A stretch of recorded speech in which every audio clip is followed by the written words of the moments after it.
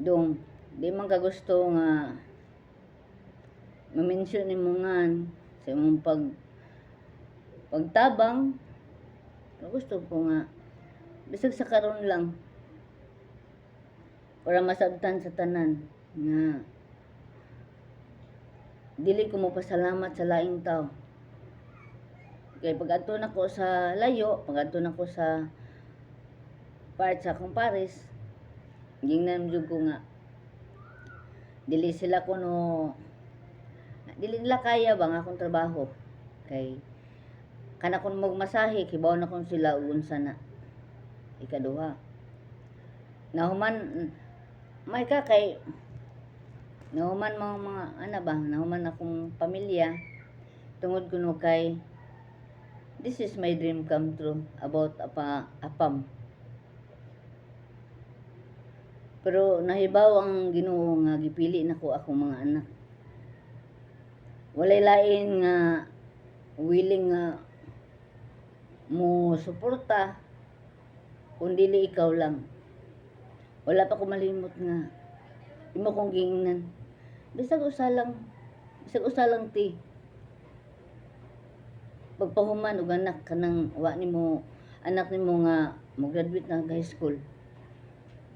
Mindas na pa si papag si mama kami nga nagatiman ka na mo para na say kay makita sa imuhang hinaguan. Mabot ang panahon matiguang ka, makahuman ang imong anak ug usa.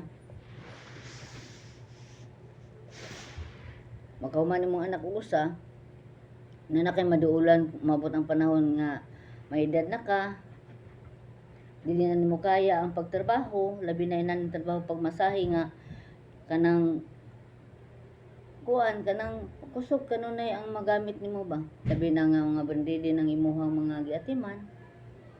Lisod kung may pangidaro na kamay lang na kay maduulan. Tubag pagani ko nimo nga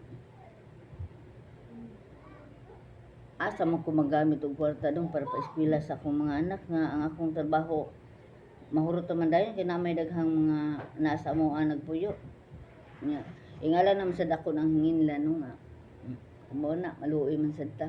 Labi na gyud na part na sa akong bana ang naa diha. Di ko gusto ba nga mahimo kong bati. Pero wala ako pangando makamarag high school kong mga anak ba. Pero ang iya laging sulti. Pawamonti ka og kwarta para gamiton mo sa pagpa-eskwela sa mga anak. Bisag di pa nimo bayaran kada kuan imo lang kondatahan ug dili man gani kaya nimo di gaya nimo makuan bisag ginagmay lang mahuman ra bitaw na wa man sa ko magdali. Nya sunod second semester imo na sad mo na bisag di pa ka magbayad bisag second semester makuan sa gag budget ana bisag daghan nga struggle sa akong kinabuhi sa pila ka tuig nga na ako diha sa ako ang mga problema. Wag ko laing masampit kung dili siya ra. Nagpabaga ko sa akong naong kay para mahuman akong mga anak. Bisag piso wag gyud gitabang ang ubang mga tao. Walay apam nga nagtabang bisag pa-eskwela sa mga anak. Tinuod na inangandoy ta. Pero kung dili para nimo, mas priorito nako akong mga anak. Di na ko ikauwaw ang akong mga pangandoy sa kinabuhi na hibaw ang Ginoo nga